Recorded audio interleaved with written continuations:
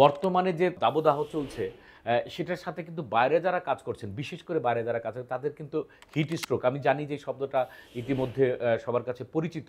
যাদের কাছে পরিচিত না তারাও মনে রাখুন যে শরীরের মধ্যে এক ধরনের ক্রিয়া প্রতিক্রিয়ার কারণে যেটা হয় আল্টিমেটলি ডিহাইড্রেশন হয়, টেম্পারেচার মানে এই চামড়াগুলা শুকিয়ে যেতে পারে, মানে অতিরিক্ত পানি শূন্যতার মতো অবস্থা হতে পারে এবং সেটা থেকে দেখা যায় যে শ্বাসকষ্ট, হার্টবিট বেড়ে যাওয়া, মানে এই বিষয়গুলো কিন্তু আস্তে আস্তে হতে পারে। তো আমি মনোরোগ বিশেষজ্ঞ ডাক্তার সালাউদ্দিন কাউসার বিপ্লব।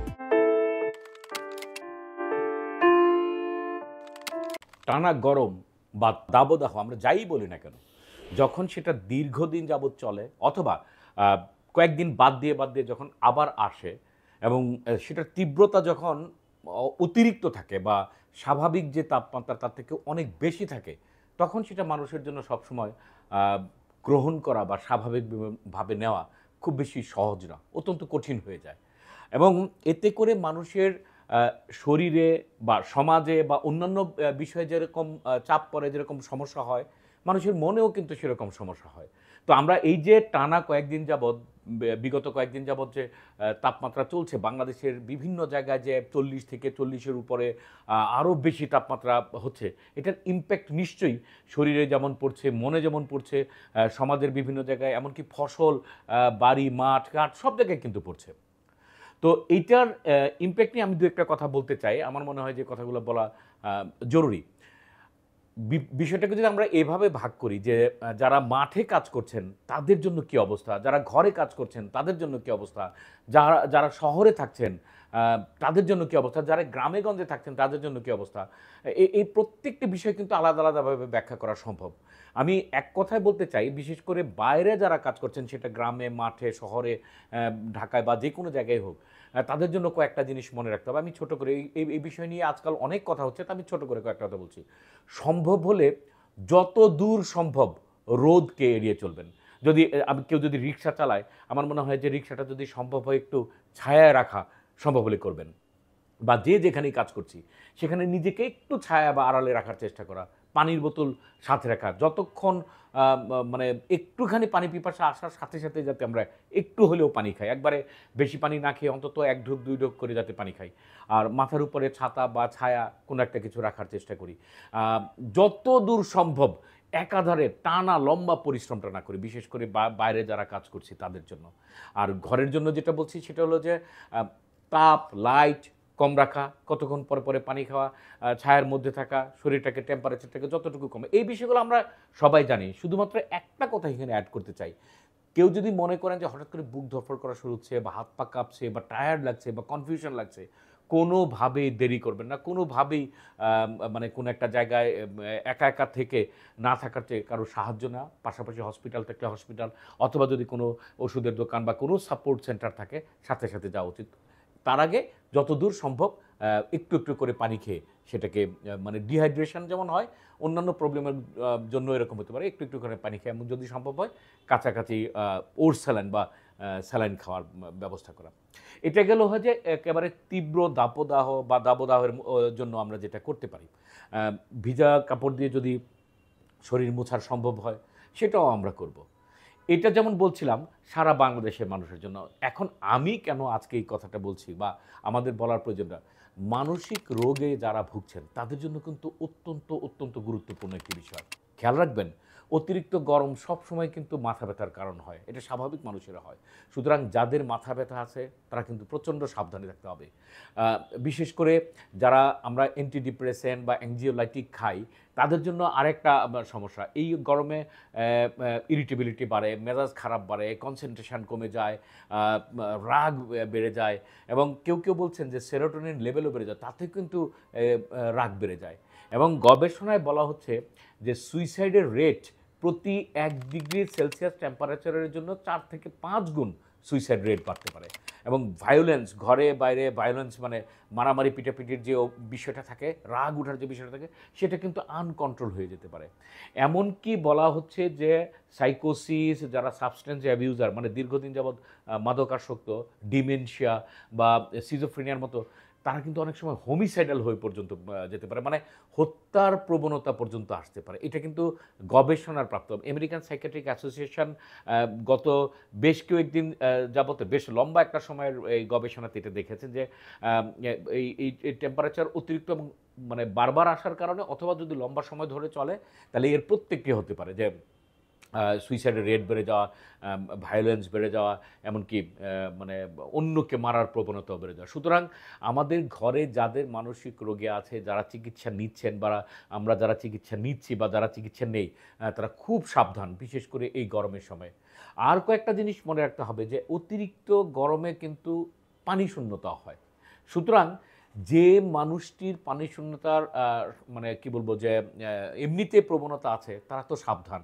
আবার কিছু কিছু যেমন অ্যালকোহল যারা নেন সাবধান। অ্যালকোহলের জন্য অ্যালকোহল বা ক্যাফিন যারা খান তাদের কিন্তু অতিরিক্ত প্রস্রাবও হয়ে যায়, এই ইউরিনেশনের মাধ্যমে প্রচুর পানি চলে যায়। সুতরাং অ্যালকোহল বা ক্যাফিন যারা খান তারা আরও সাবধান। যে কোনো সময় ডিহাইড্রেশন হতে পারে, যে কোনো সময় ইলেকট্রোলাইট ইমব্যালেন্স হতে পারে। ইলেকট্রোলাইট ইমব্যালেন্স হওয়া মানে হলো কনফিউশন বেড়ে যাওয়া, রাগ, সেই যে কথাগুলো বলছিলাম সেটা আবার বেড়ে যেতে পারে। সুতরাং আপনাদেরও সাবধানে থাকতে হবে। আবার কোনো কোনো ওষুধ আছে, যেমন সাইকিয়াট্রি রিলেটেড বা মেন্টাল হেলথ রিলেটেড যেসব ওষুধ আছে তার মধ্যে লিথিয়াম একটা অত্যন্ত গুরুত্বপূর্ণ ওষুধ। আমরা কিন্তু প্রায়ই বাইপোলার রোগীদের জন্য বা সুইসাইডাল রোগীদের জন্য আমরা অনেকে লিথিয়াম দিয়ে থাকি। লিথিয়াম কনসেন্ট্রেশন কিন্তু বেড়ে যেতে পারে এবং এই ডিহাইড্রেশন এবং লিথিয়াম কনসেন্ট্রেশন বেড়ে যাওয়া এবং ডিহাইড্রেশন হওয়ার পরে এটা কিন্তু একটা ভয়াবহ, মানে লিথিয়াম টক্সিসিটি ডেভেলপ করে, যেখানে দেখা যায় কিডনি পর্যন্ত ফেল করতে পারে। সুতরাং যাদের বাসায়, যাদের আত্মীয় স্বজন যারা লিথিয়াম নিচ্ছেন বা যাদেরকে লিথিয়াম দেওয়া হচ্ছে তারাও কিন্তু একটু সাবধানে থাকতে হবে, ঘরে থাকতে হবে, ঠান্ডা জায়গায় থাকতে হবে, কিছুক্ষণ পর পর পানি খেতে হবে। আরেকটা বিষয় সেটা হলো যে ঘুমের সমস্যা। অলমোস্ট ঘুমের সমস্যা কিন্তু সবারই হয়। বিশেষ করে বলা হয় যে আদর্শ টেম্পারেচার ঘুমের জন্য 18 ডিগ্রি, মানে 18 ডিগ্রি সেলসিয়াস। এটা তো আসলে আমরা সবাই মেনটেন করতে পারি না, সবার দ্বারা মেনটেন করা সম্ভবও হয় না। সব জায়গায় সবার তো আর এসিও নাই, সবার কারেন্টও অনেক জায়গায় থাকে না। আবার সব বাসায় কিন্তু আমাদের কারেন্ট রাখার মতো, ফ্যান রাখার মতো সুযোগ সুবিধাও নাই। তাতে যা হয় যে বিশেষ করে বয়স্ক যারা, কম বয়সী, একেবারে কম বয়সী যারা ক্রনিক অসুস্থ, যেমন ডায়াবেটিস হতে পারে, টিবি হতে পারে বা ক্যান্সারের রোগী যারা হতে পারে, ওনাদেরও কিন্তু ঘুমের সমস্যা হয়। সুতরাং এই যে একদিন ঘুম সমস্যা হলো, ঘুমটা ভেঙে গেল, পরিপূর্ণ ঘুম হলো না, এটা আবার একদিন, 2 দিন, 3 দিন, 4 দিন, 5 দিন যাওয়ার পরে কিন্তু মেজাজ, ইরিটেবিলিটি আরও বাড়তে পারে।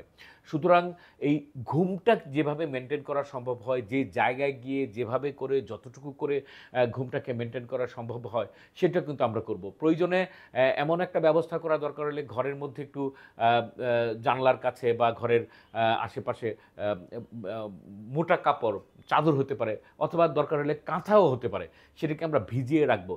মানে একটু পানি দিয়ে ভিজিয়ে রাখলে যেটা হবে যে একটু টেম্পারেচারটা কম রাখবে বা ঘরের মধ্যে একটু মানে ভালো থাকা যাবে, সেক্ষেত্রেও কিন্তু ঘুমটা হতে পারে। সুতরাং ঘুমের দিকেও কিন্তু আমাদের নজর রাখতে হবে, ঘুমের দিকে নজর রাখতে হবে, ডিহাইড্রেশনের দিকে নজর রাখতে হবে।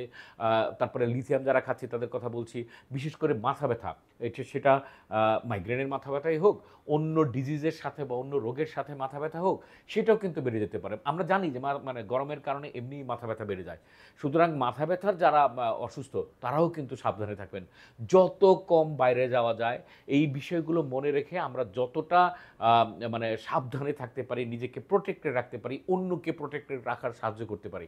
আর আমি আরেকটা অনুরোধ করব, অনেক সময় রাস্তাঘাটে মানুষজন কাছাকাছি পানি পায় না। আমি দেখছি যে বেশ কিছু জায়গায় মানে ঘরের বাইরে ঠান্ডা পানি রাখার ব্যবস্থা কেউ করছেন। এটা খুবই ভালো।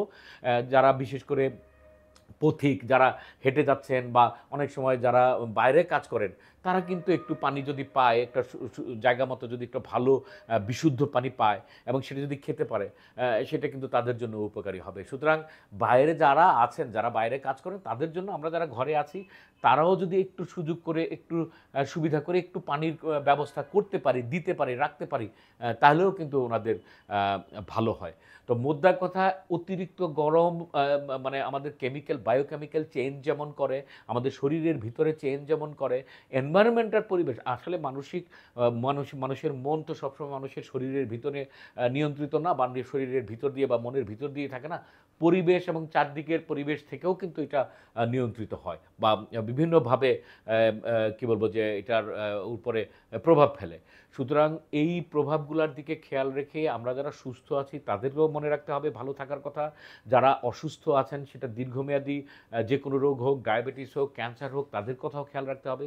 মানসিক রোগের কথা তো বললামই, বিশেষ করে মানসিক রোগ যাদের ভায়োলেন্স করার মানে রোগের সাথে একটু সম্পদ তারা কিন্তু সেটা বেড়ে যেতে পারে, ইরিটেবিলিটি বাড়তে পারে, সুইসাইডাল রেট বাড়ে এবং কি মানে হোমিসাইড বা হত্যা করার প্রবণতা বাড়ে।